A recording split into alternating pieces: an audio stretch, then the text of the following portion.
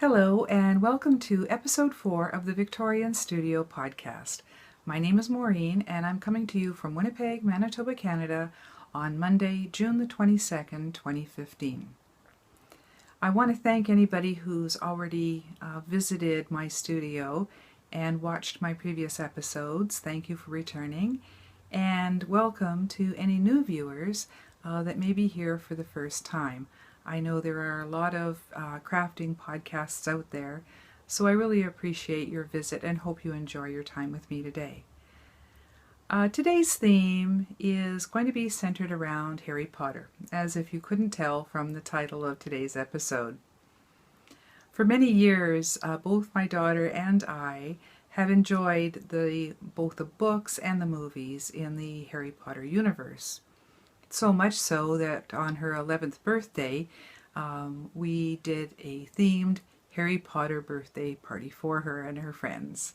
Yes, I'm guilty. I'm one of those moms that did themed birthday parties. Every year we did something special for her when she was growing up. So for her 11th birthday, we thought it was very appropriate. It was about the same time that Harry was 11 in the movies, that we also did a party where her friends could wear robes, have Harry Potter games and activities, and we even had floating candles in our dining room for cake time.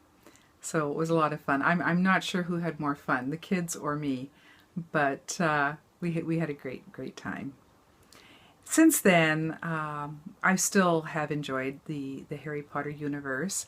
I joined Pottermore when it started and was sorted into the Gryffindor house, yay, and have enjoyed playing that as well as a few other online games. So when work sent me to Orlando on a conference a few years ago, of course I couldn't pass the opportunity to get to the Wizarding World of Harry Potter at Universal Studios down in Orlando, Florida. And my only regret is that my daughter couldn't join me. She was in university at the time, so hopefully one day I can make it back and this time bring her with me to enjoy it as well. I spent as much time as I could there. As soon as I got to the park, I just made a beeline right for Hogwarts and Hogsmeade, and spent hours and hours just roaming the streets and touring the castle. And touring the castle, it brings me to a very funny story.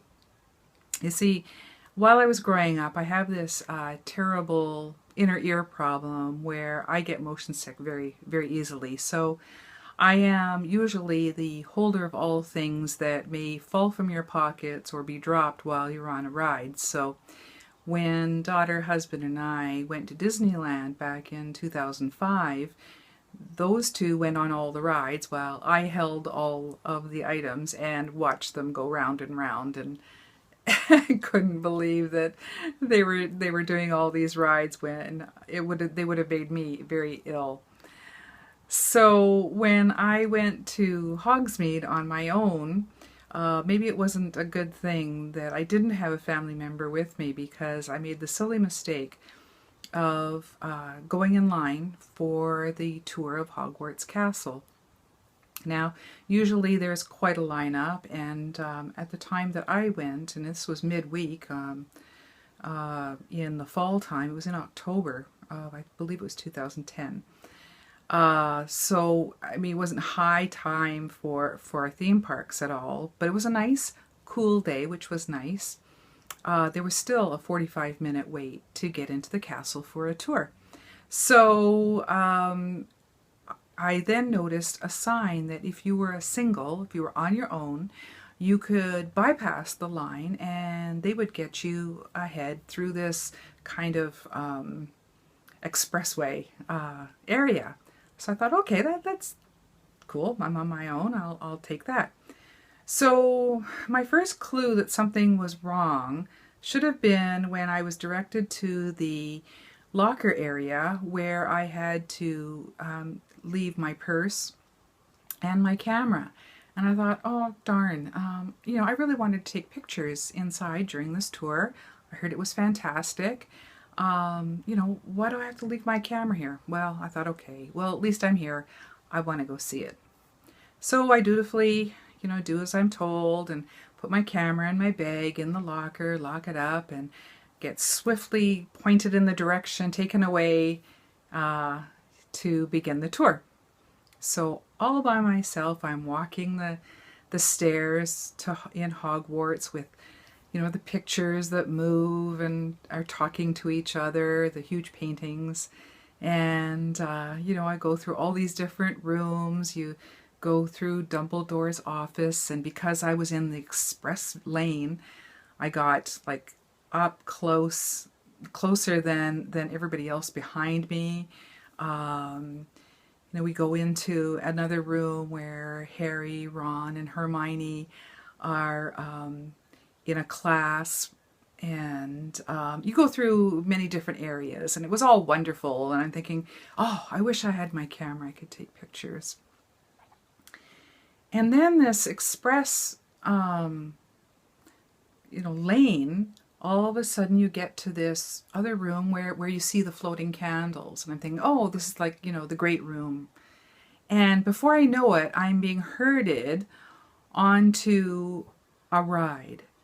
And I'm thinking, oh crap, I'm in trouble now. And before I know it, I'm locked into this seat that is molded to your body. So you can't really move. I mean, it's molded around your head, around your shoulders. You're locked in the bottom, and it's kind of like a sideways bench seat. And I'm thinking, oh darn, I'm in the ride. And I knew nothing about the ride I knew there was a ride, but I didn't know anything about it. So I'm thinking, well, how bad can it be? At least I'm on my own. If I don't feel well, I'll just close my eyes and, it'll be over before I know it. So it starts nice and slow, and you're kind of going past a few things. I'm thinking, oh, this is cool. And then Hermione waves her wand, and you literally feel like you're flying. She enchants the ride so that you do fly over the castle and into the Quidditch pitch, and up and down and soaring with dragons and Harry and Ron on their broomsticks, and then you're being chased by Dementors, and there's huge spiders and like everything. And I soon realized that, oh my gosh, I do not feel well at all. So I squeezed my eyes shut, just praying for this ride to be over. Luckily, I was the only one on this bench in the ride, so I had it all to myself. But I just was praying for this thing to be over. Now, I think the ride is only about 5 or 7 minutes long, but it felt like eternity to me. And of course, you could hear everything that's going on. So a few times I'd open my eyes to see a Dementor or the Death Mark or Hagrid, or the huge Aragog spider coming down at you, which was really cool. But all the while you're spinning and twisting and turning. And it's an amazing ride, but not for somebody who has motion sickness.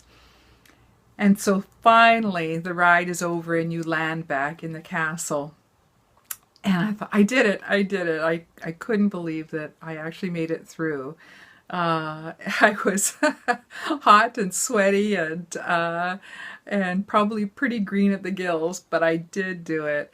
And I thought, oh, Maureen, what did you get yourself into? But I staggered my way back to the lockers. And I'm sure they have pictures of when you're on the ride. I didn't even look at mine. That would have been too frightful to see. But after that, I was able to go back and with my camera take a proper tour of the rooms and take pictures and that kind of thing. But I can't believe that I got myself into the situation of being in this ride when I totally did not expect it.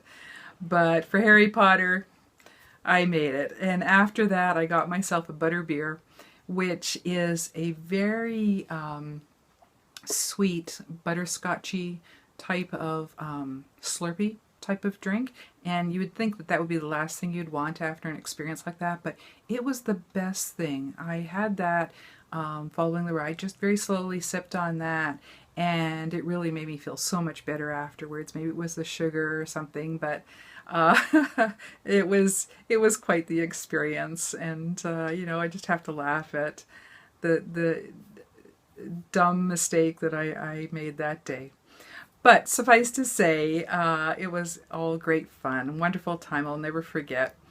And while I was there, of course, I had to pick up some souvenirs. And one of the souvenirs I got, well, besides, of course, my Harry wand, was some Gryffindor items for both my daughter and myself. So I bought a scarf. Now, remember, this is before I started knitting. And I got scarf for matching for my daughter and myself that had these patches on it. Now, the reason why I'm showing you this is also before I found the scarves, I found patches, and I thought, well, maybe I can make something with those patches, make a scarf, even a cloth scarf, and put the patches on, or put them on a shirt or something. So when I found the scarves that had the same crests on them, I thought, okay, I could use them for something else. So when I started knitting, I thought, well, this would be a great opportunity to make something that matches my scarf. So when the Yarnder woman, Melinda, had a geek, or it was a pop culture knit along, I thought, okay, I'm going to make something to go with my Gryffindor scarf. And this is the first thing I'll share with you today for knitting wise, are some what I call Gryffindor gauntlets. And I took the pattern, it's a fingerless glove pattern that's free on Ravelry, but I designed the actual pattern of the stripes myself. What I did was I went online and looked at Gryffindor House colors and saw somebody had made a scarf that was similar to the one section of pattern, and what I did is I just duplicated it up for the entire fingerless gloves. So, and then I sewed the patches that I had bought onto both of those. So that's my first knitting project that is Hogwarts related today. That was a lot of fun because it was I'd only done a picot edge once before on a cowl, but this time also the picot edge is folded over for a really nice it's a nice effect on the edge of both of the gloves, so on both the top and the bottom. So that was a lot of fun. So now I have, matching my scarf, some gloves as well. The other item that is kind of Harry Potter related isn't a Harry Potter pattern. There are quite a few out there on Ravelry, but this is the Handbrake Cowl by Dan and Kay Jones of the Bakery Bears. And I made this when the pattern first came out. It's only $1 for the pattern, and all the proceeds go to cancer research. Or it's not $1, sorry, it's £1. And so depending on the exchange rate, I think it was like $1.50 Canadian.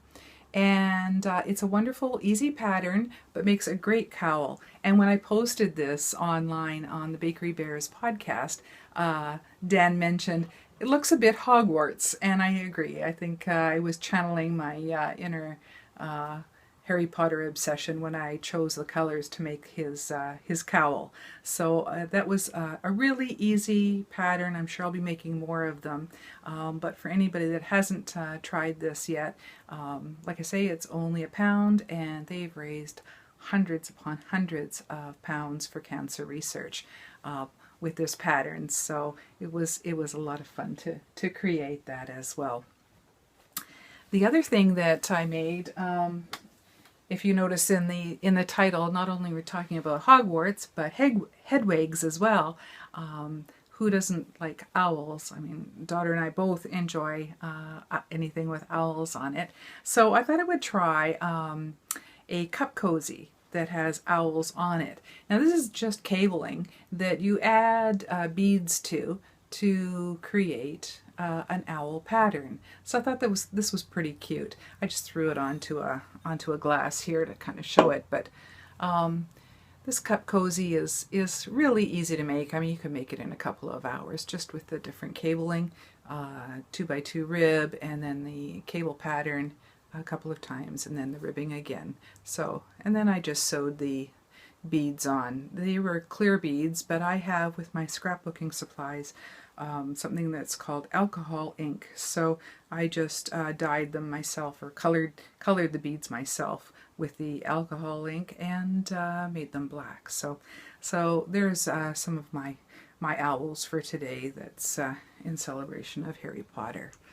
Another owl pattern that I've been working on is another pair of mitts. So I have it in my silver shed bag here, and this is a pattern that I purchased recently, and it is called Night Owl, and the designer is Jorid Lindvik, and found this on Ravelry, and I found it a while ago, and it was just so beautiful. I knew I wanted to try these. So I've finished one mitt so far.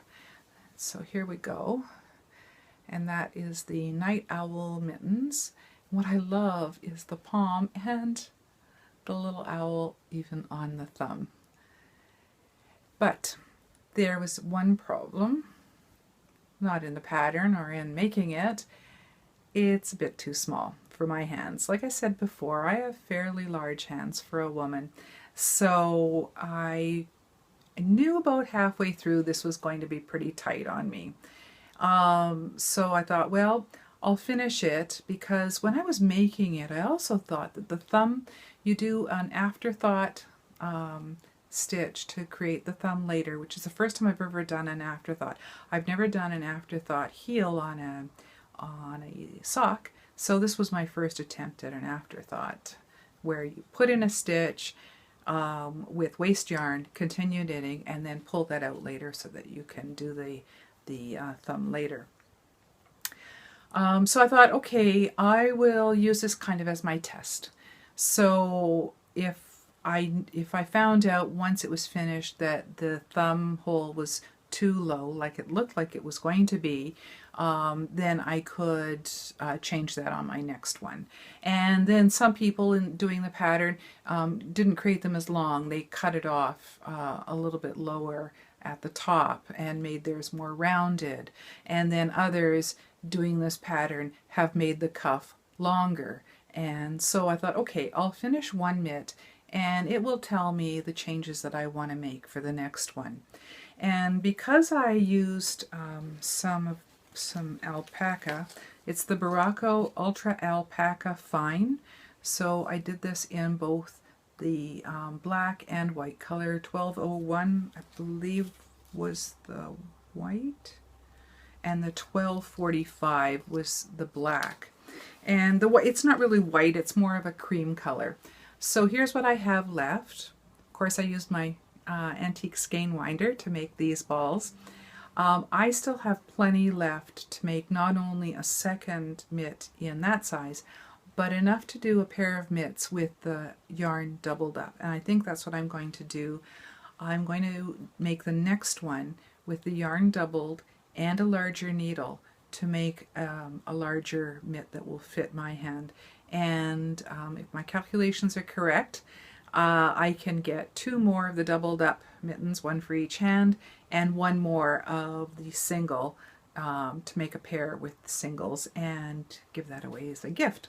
So lots of fun putting these two together to make this. I think one of the things, if you're doing a pattern like this, is to get a high contrast. So the cream and the black are wonderful to get a good image out of it. And I think and the thumb ended up not being low at all. It was deceivingly low while I was knitting it, but once I created the rest of the thumb and tried it on, in fact, it was just in the proper spot. But I do agree with some knitters that the cuff has to be longer, so my next pair will have a longer cuff as well. But I just love these owl mitts, and can't wait to finish off another pair for myself, and then get another one for maybe put in my Christmas basket for gift giving. So that turned out really well, and I'm really happy with the results of that. And another Harry Potter project that I just started. Again, I had to use my Swift winder to take my yarn from a hank from a skein into a ball. I am using this Misty Alpaca yarn that I got last year on sale at Waverly Wool. I didn't really know about making socks at that time. I just knew that this would be interesting to knit with, and I thought it would make something neat. So it's 50% alpaca, 30% merino, 10% silk, and 10% nylon. Oh, and it is living in my homespun house bag. I was able to get this from Molly a few months back before she had her little girl recently, and just was thrilled that I was able to get something from her, because it's so hard to catch her at the right time to get one of her beautiful creations. So again, I love anything with animals and foxes, of course. And our fox, well, it wasn't the same one. It looks like it was a female fox, was in our yard again last week looking for bunnies, and she came right up to our deck and put her head literally on our deck and was looking around. Meanwhile, we were literally a few feet away in our bedroom, and I was trying to take pictures but didn't really get a good one with my camera phone through the screen on the window, unfortunately. So, but she was darker, and that's why I'm thinking it's a female. She wasn't as rusty, and she was bigger than the other two foxes that have wandered into our yard over the years. So that was very exciting as well. So anyway, back to the homespun house bag. Wonderful, of course, from Molly, with her nice little birdhouse charm on the end. So this is where my next pair of socks are living. And this Misty Alpaca yarn is in this blue colorway. It is called Blues in the Night. And what I love about this is it's got the blues, almost a purpley, black, and even some turquoise in it, and grays. So I really, really love this color. And once it's being knitted up into a pair of socks, I've just got the cuff done so far of the first sock, and this is going to be my Hermione's Everyday Socks. And I can't believe I'm probably the last person in Ravelry to actually make Hermione's socks. Everybody and their dog seems to have made this pattern, so I thought in celebration of the Harry Potter theme today, I would finally undertake that pattern. So I'm looking forward to making a pair of socks in that pattern. So I will keep you abreast of that progress as I go. So that's it for, I believe, what's on my needles in regards to Harry Potter. I still have my other mittens, my autumnal mittens that I'm working on, and they've been kind of put at the side though because of working on these other projects. I also wanted to mention the scarf that I'm wearing today. I made it a few months back out of Barocco vintage yarn, and I made this for Ichigo Abroad's Cherry Blossom knit along. She wanted people to make something that was in red or pink, and so I used this vintage, it's called Black Cherry colorway, and this scarf was made in about a day. I was actually up all night with a sick kid, unfortunately, and literally knit on this all night. But I love the lace work in it. It's very nice and cool, not a heavy scarf at all. I like wearing it as a kerchief. And it's the Gallatin scarf, and it's by Chris Basta. Free pattern on Ravelry, and I love the long sides on it that make it really nice and easy to wrap around your neck. So that's what I am wearing today for a little bit of color. Usually in summertime I wouldn't be able to be wearing anything knitted, but today's a pretty cold and rainy day, so it's a good day just for a simple scarf. So that's about all I have to share with you today. It's a shorter episode.